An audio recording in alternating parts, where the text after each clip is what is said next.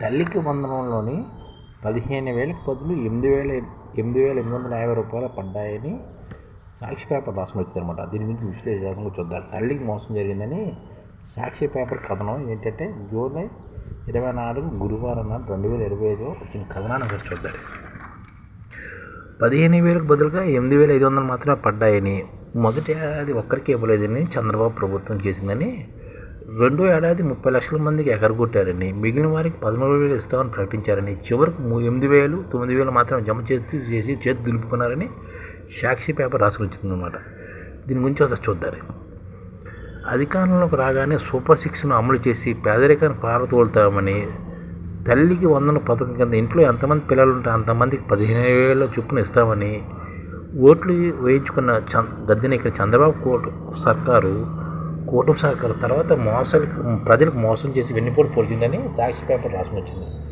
ప్రధానంగా తల్లికి వందన పథకం గురించి చంద్రబాబు, లోకేష్ సహా టీడీపీ శ్రేణులు ఊరూరా ఇంటింటా వదలగొట్టాయని, అధికారం చేపట్టాక తొలి ఏడాది ఈ పథకాన్ని అమలు చేయకుండా మోసం చేయడం ఒక ఎత్తైతే, రెండో ఏడాది అరకొర అమలు చేస్తూ చాలా గొప్పగా అమలు చేసిన డబ్బు కొట్టుకోవడం లబ్ధిదారులు మండిపడుతున్నారని రాసుకొచ్చింది.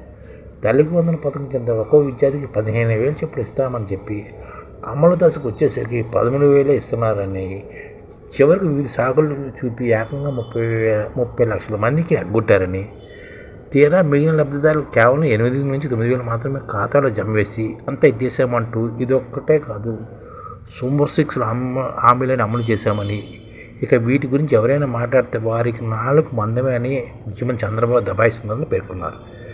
తల్లికి వందన అమలుపై ఊరూరా మహిళలు, విద్యార్థులు రగిలిపోతున్నారని, కొన్ని ఊళ్ళో అయితే ఏకంగా స్కూల్ మొత్తం ఒక్కరికి కూడా ఇవ్వలేదని, నిరుపేదలకు సైతం ఎగనం పెట్టేశారని, చెప్పింది ఏమిటి చేసింది ఏమిటంటూ లబ్ధిదారులు ఆగ్రహం వ్యక్తం చేస్తున్నారని సాక్షి పేపర్ రాసుకుంటుందన్నమాట. హెడ్ మాస్టర్లు బ్యాంకుల చుట్టూ తిరుగుతూ తమకెందుకు డబ్బులు పడటం లేదని నిలదీస్తున్నారని, మేమేం చేయలేము, అలా ఎందుకు జరిగిందో మాకు తెలియదు అంటూ చేతులు ఎత్తేస్తున్నారని, కనీసం ఇస్తామన్న 13,000 కూడా ఎందుకు ఇవ్వడం లేదని లబ్ధిదారులు వాపోతుంటే సమాధానం చెప్పేవారే లేరని, నష్టపోయిన వాళ్ళు అత్యధికులు ఎస్సీ, ఎస్టీ, బీసీ వర్గాల విద్యార్థుల కాదు విశేషమని రాసుకొచ్చింది. ఉదాహరణకు కొండేటి మరియమ్మ అనమాట. ఈమె పేరు పశ్చిమ గోదావరి జిల్లా పాలకోడేరు అనమాట. ఈమె కుమారుడు అవినాష్ ఇంటర్మీడియట్ చదువుతున్నాడు. తల్లికి వందన పథకం కింద కేవలం 8,800 రూపాయలు మాత్రమే తమ ఖాతాలో పడ్డాయని, ఈ మొత్తం రాష్ట్ర ప్రభుత్వం వాటా అని, త్వరలో కేంద్ర ప్రభుత్వం వాటా కూడా జమ అవుతుందని సెల్ఫోన్లో మెసేజ్ వచ్చిందని, గత ప్రభుత్వం ఎన్నడూ ఇట్లాంటి పరిస్థితి చూడలేదని ఆమె చెబుతుందన్నమాట.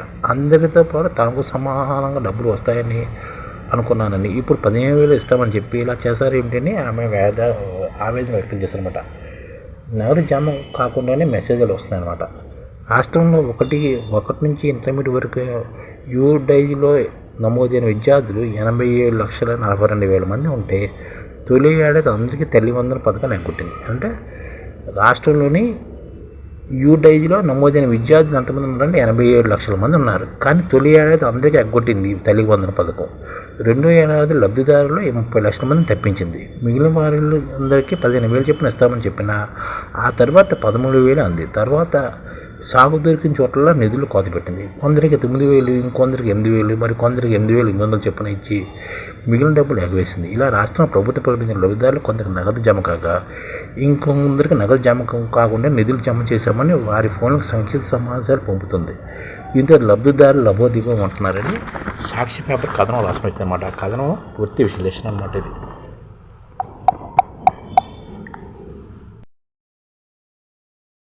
ఈ ఛానల్ ముఖ్య ఉద్దేశం ఏంటంటే, మన తెలుగు రాష్ట్రాల్లో 1 కోటి మందికి సంఘటిత రంగాల్లో ఏ విధంగా ఉద్యోగాలు ఇవ్వవచ్చు, కనీస నెల జీతం 30,000 వరకు ఏ విధంగా ఇవ్వవచ్చు, ఏ విధంగా చేస్తే ఉద్యోగాలు సృష్టించబడతాయో వివరిస్తూ ఈ ఛానల్ వీడియోలు వస్తాయి.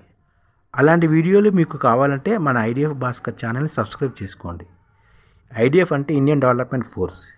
ఈ వీడియోలు చూసిన తర్వాత మీకు నచ్చితే లైక్ చేయండి, మీ ఫ్యామిలీ మెంబర్స్కి షేర్ చేయండి, మరియు మీ ఫ్రెండ్స్కి షేర్ చేయండి. Thank you. నమస్కారం.